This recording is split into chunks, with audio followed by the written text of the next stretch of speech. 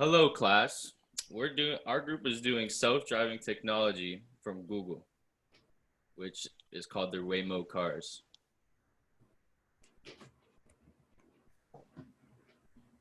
Some issues with Waymo 1 were that they weren't programmed for unusual circumstances or like any circumstance you might run into.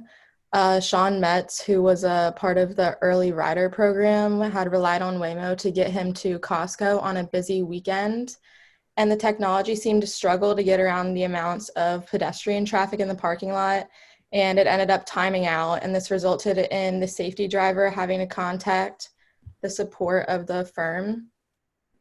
And it also only handles moderate weather conditions. So the same rider mentioned that when he first entered the vehicle during the rainstorm, the safety driver was already activated. And Waymo had been tested in more than 25 cities to gain experience in a lot of different conditions, but it was still only moderate conditions.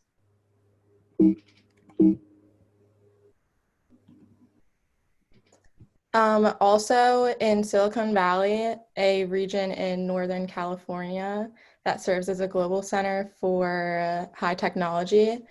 It houses many residents that were hesitant towards the self-driving technology, and this is because they understand how high risk all of it is and all the flaws in it. And residents claim that on multiple occasions, Waymo vehicles were slowing down traffic significantly, going 8 to 10 miles per hour in a 25. And some also claimed that Waymo collected many cars behind it while approaching a blind curve. This is some of the legal issues. So first, there's privacy concerns. Self-driving technology creates more easily accessible electronic information. The data that can be accessed ranges from information about the vehicle itself to its technology, which can include sensors and cameras.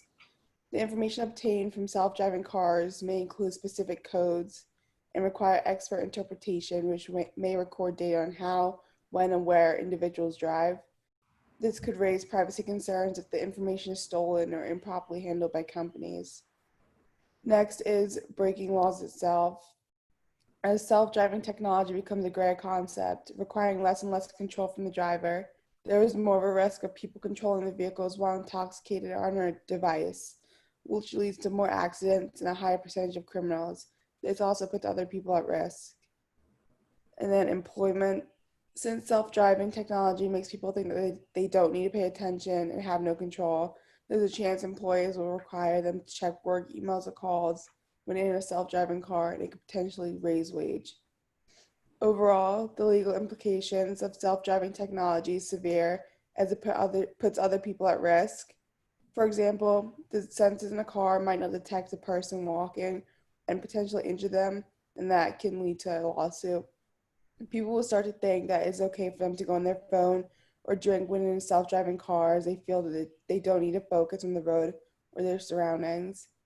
When entering information in the car, companies such as Google have access to that private information, which defies the privacy laws. Employment policies can be different, as employees might require their employees to go on their phones on the way to work or make calls, which could put the driver and other people at risk. In terms of hardware components, Waymo uses LiDARs, camera, and radar. So LiDAR is essentially digital imaging that paints a three-dimensional picture of the surroundings to measure the size and distance of objects from the vehicle. And this works with the other systems to essentially, so it knows what to do and what's going on around it. And then if you look at the little GIF on the slide, it shows exactly what LiDAR can see. And then the next aspect is cameras, and what they do is they have an overlapping field of view to help tackle more complex environments.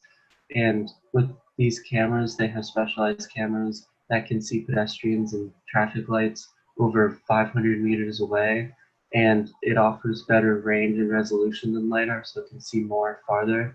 And to help implement this, there's 29 cameras surrounding the car.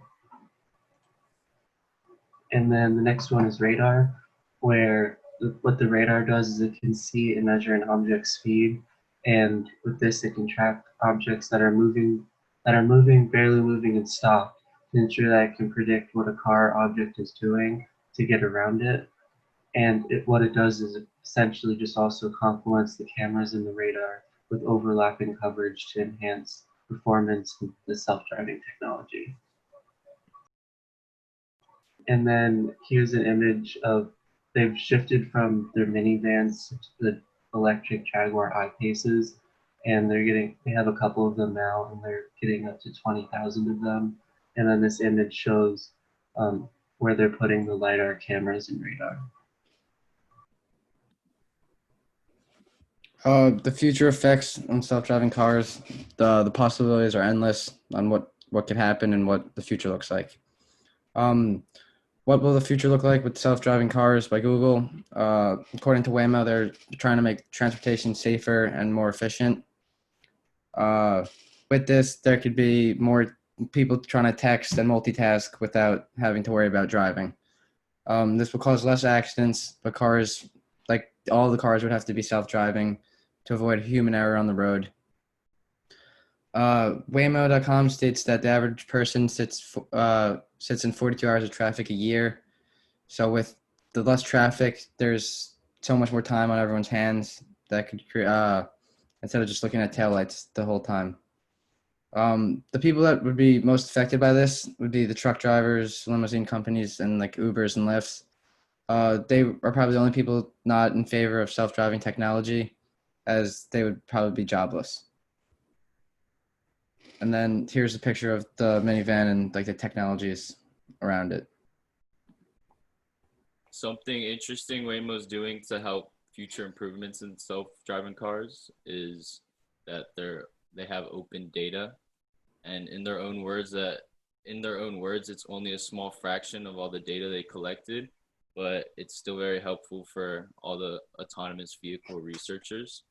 It's very easy to access, and they even have a tutorial on how to use it, and it includes data like spherical coordinates, which is 3D coordinates from the LiDAR, and they have LiDAR range data cameras, and the software using these sensors detects 4 different types of objects: vehicles, pedestrians, cyclists, and signs, which are shown in the data.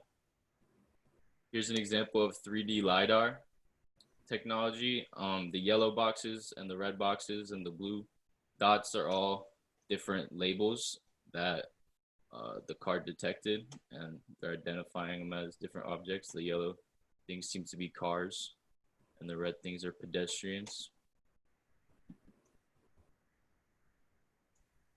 This is what the camera data looks like.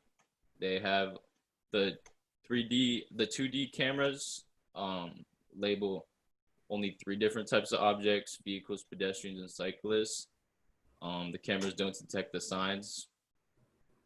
I guess the signs are already included inside of the software. And yeah.